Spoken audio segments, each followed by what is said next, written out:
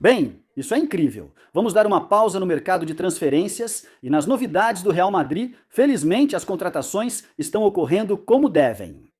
Para falar sobre o caso Negreira, mas a vertente que mais nos interessa agora é a ação direta por parte de uma série de corajosos com os quais estamos colaborando de uma forma ou de outra. Mas, sobretudo, Ricardo Ramos Neira e Juan Luiz Martín de Pozuelo, que, olha, já receberam aquilo que pensávamos que poderia acontecer em algum momento, né?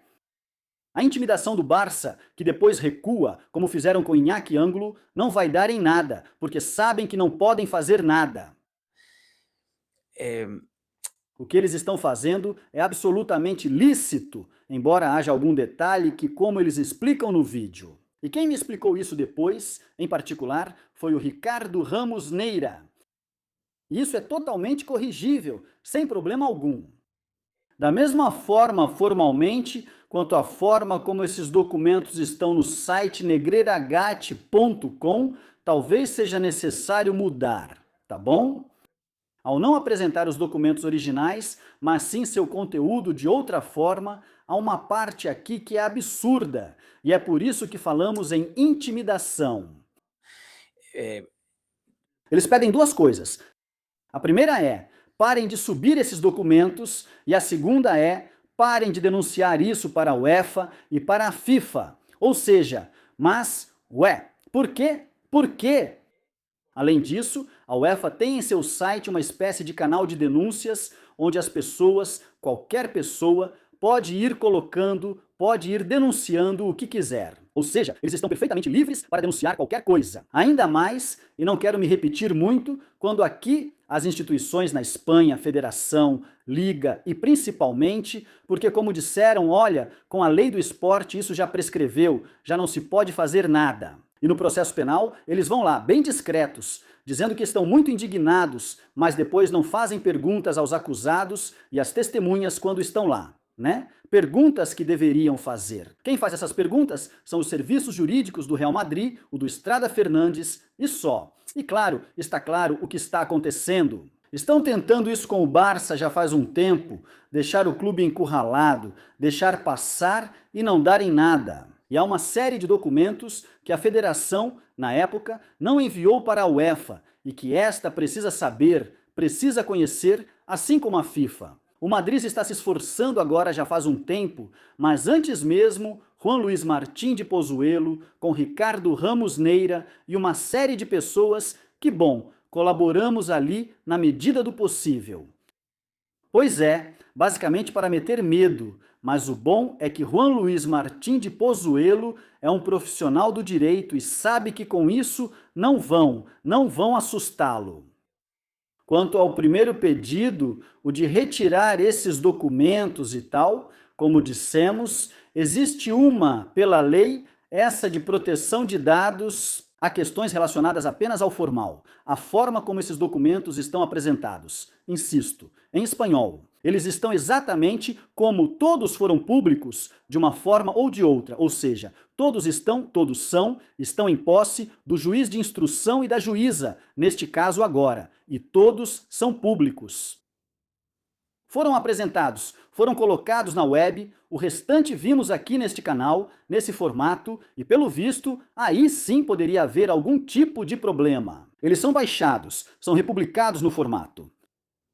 No mesmo formato em que estão traduzidos para o inglês e para o francês, e já foram apresentados à UEFA.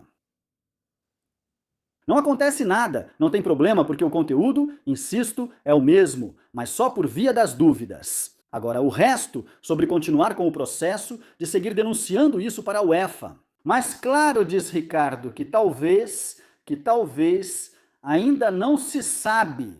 O órgão do futebol continental, a UEFA, já questionou o Barça com: ei, isso que estão me apresentando, o que é? E talvez esses aqui, claro, ficaram um pouco assustados, né? Por isso tentam intimidar.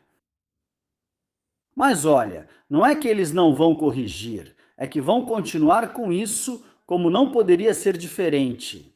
Há muitas coisas que a UEFA não conhecia do caso Barcelona Negreira ou já tinham ficado paradas na primavera de 23, quando decidiram: vamos esperar isso ir para um tribunal e depois conversamos. E ao Barça, depois de uma conversa com Laporta, um almoço com Laporta na Eslovênia, com o Pires, o Ravi, esse pessoal por aí e tal, pois olha, fez o que o Laporta sempre faz, né? E o que ele fez com o Tebas, ele se dava muito mal há um tempo e agora parece que está tudo bem, então é o de sempre, né? Ficar fazendo a cabeça deles para que não e conquistá-los. Porque de perto, o Laporta, na verdade, é muito bom nisso, para pedir: olha, me dá um tempinho, isso não é o que parece, não me prejudiquem, né? E claro, desde aquele momento até agora, saiu um monte de documentação de um relatório extensíssimo da Guarda Civil que, olha, senhor UEFA e FIFA, vocês não conhecem isso? Pois vejam. Também tem o relatório Pelicano 2.0, esse famoso, né, que também ampliou isso tudo com essa mesma documentação, né? O Barça está com medo de que isso fuja do controle deles e não sejam os do relatório Pelicano. Esses, para o Madrid, bom, institucionalmente já sabemos a guerra que existe. Não sei se vão conseguir com certeza intimidar mais gente. Eles quiseram fazer isso, por enquanto, com dois caras que não têm medo algum, Ricardo e Juan Luiz. E bom, para que vocês vejam o documento que os serviços jurídicos do Barça pedem, eles dizem: seguindo instruções do nosso cliente, o FC Barcelona, dirigimos-nos a você em relação à utilização, divulgação e comunicação a terceiros de documentação e informações provenientes das diligências preliminares. Numerão aqui. Seguidas no juízo de instrução número 1 de Barcelona, cujos atos estejam sujeitos ao regime legal de sigilo processual previsto no artigo 301 da Lei de Processo. De processo. Criminal. Bom, claro, como já disse antes, né? Lá, não sei se eu disse a lei correta ou não, talvez eu tenha me confundido aí, me perdoem, mas é verdade que, bom, talvez precise mudar alguma coisinha ali, mas nada do conteúdo desses documentos. E claro, quanto a ir além com a UEFA e a FIFA, nada disso. Aí eles não vão conseguir absolutamente nada porque estão pedindo algo que não é possível, tá bom? Denunciem-me, eu tenho direito. Podemos denunciar isso aos órgãos que eu achar pertinentes, não é? E isso é pura intimidação, como eu disse. Ficou-se sabendo que, com tudo isso, o final da Copa do Mundo, as contratações do Real Madrid, etc., não tínhamos comentado, mas já se sabia porque o Laporta falou. Mas cada vez há mais documentação nesse sentido, que mostra que o Barcelona já pagava ao Negreira através da empresa Dasnil, desde 1995 até 2001, que é quando, em teoria, esses pagamentos começam, mas desde 1995 já se pagava, não é? A Dasnil faturou mais de 50 milhões de pesetas, convertendo para euros, ainda entre 1995 e 2000. O Barça de Núñez começou a pagar para a Negreira nos anos 90, sendo o único cliente da Dasnil entre 2001 e 2018. Isso a gente já sabia, foi o Barça. Enfim, quero dedicar também este final de vídeo para que vocês vejam comigo, para assistirmos juntos. Esses 6 minutos, vou acelerar para resumir o caso Negreira nesse tempo, é bem breve e interessante, acho que o Ramon já explicou isso em um vídeo. Eu não tive tempo por causa de toda essa confusão que tive ultimamente, mas enfim, este vídeo vai servir para relembrar. Se tiver alguma parte em que, como é a imagem do Barça One, o Barça One já não existe, já nem sei como chamam agora. Bom, se tiver algum conteúdo bom, até mesmo na entrevista com assuntos do George Wilde, que ele também não deixa que os outros usem, então eu deixo um pouco menor e pronto. Beleza, vamos lá, vamos colocar em dia. Caso Barça Negreira resumido em 6 minutos. Esta tabela está contida na página 20 do Atestado da Guarda Civil número 101.743/33 de 2 de agosto de 2024.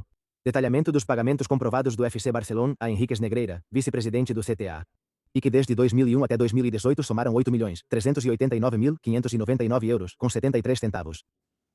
O objetivo nunca foi comprar ou influenciar árbitros. Bem, Isso provavelmente alguém, para que diga ao árbitro para marcar um pênalti. Não há nenhuma evidência nem prova. Confio totalmente na honestidade dos árbitros. Ninguém foi investigado, o que diz tudo. Ou seja, os árbitros da primeira divisão não estão ali por acaso. Na primeira divisão, eles avançaram por categorias e chegaram lá pelo esforço e valor, estando preparados para isso. Até hoje não nos foi comprovado que esse dinheiro era usado para pagar árbitros, o FC Barcelona pagava a Negreira.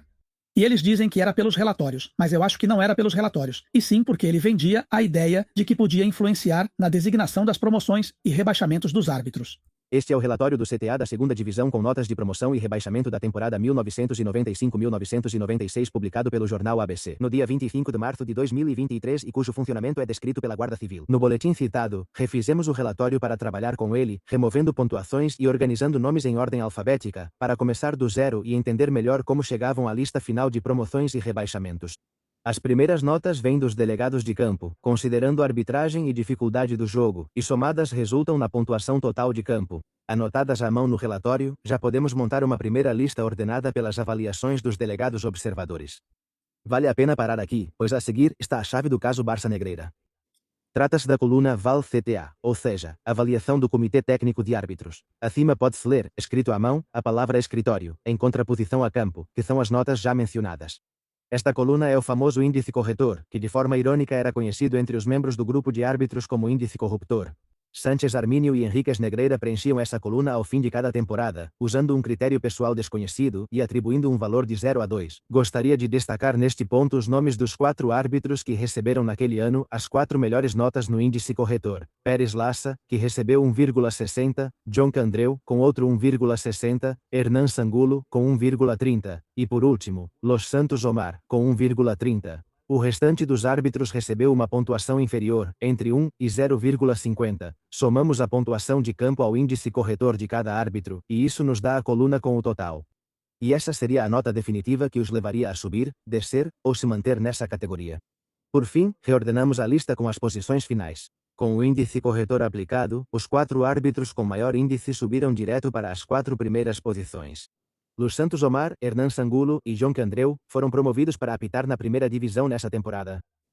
Quanto ganha um árbitro da primeira divisão? De salário fixo, eles ganham cerca de 145 mil a 168 mil euros por ano e por partida entre 4.200 e 4.900 euros. Em competições internacionais, recebem 7 mil euros por jogo. A isso se somam os direitos de imagem, que seriam cerca de 25 mil por ano por exibir publicidade. Então, no total, pode chegar a 265 mil euros brutos por ano, somando todos os valores. No momento em que foram feitas as listas oficiais pelo Comitê Técnico, eu, algumas horas antes, recebi a ligação do nosso vice-presidente do comitê, Henrique Negreira, e aí sim ele oficializou minha promoção.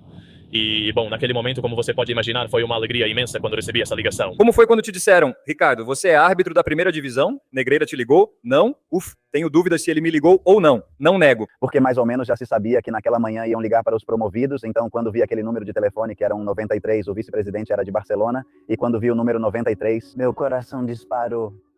Na era do TikTok, muitos ainda não conseguem se concentrar por mais de 1 minuto e não entenderam. Sem problemas, o caso Barça Negreira é explicado em 21 segundos.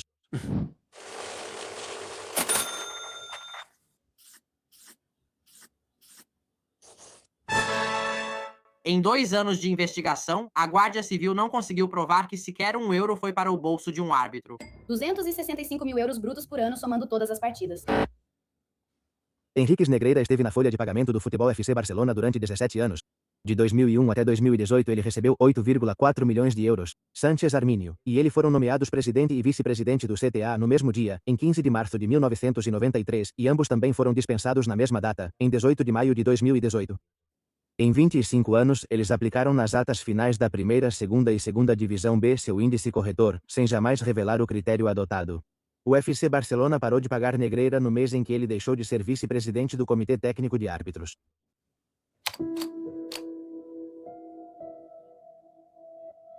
Bom, e eles querem que isso não. Pois é, que isso não tenha mais repercussão, né? Algo tão absolutamente evidente. Porque a lei do esporte na Espanha fez com que prescrevesse e as instituições disseram, bom, então já era a causa penal, vamos pegar leve com isso. Não, existe uma via ética. UEFA, FIFA, relatório Pelicano 2.0, o dossiê do Real Madrid, que ainda não sabemos exatamente como é, e toda a força possível. para que as instituições que podem fazer algo, FIFA e UEFA, onde isso não prescreveu, possam agir. Apesar da intimidação por parte do Barça, com pessoas muito corajosas que estão tentando, continuaremos informando. Mas vamos lá, acima de tudo, o mérito. Juan Luiz, Ricardo, o vídeo cujo link vou colocar aqui na descrição, onde eles explicam tudo. Apoiem eles, apoiem a gente e vamos continuar na luta. Tudo de bom para vocês, deixem um like se gostaram deste vídeo, inscrevam-se no canal, por favor, comentem, compartilhem, façam hype do vídeo que isso ajuda muito e a gente se vê no próximo. Tchau, tchau, tchau.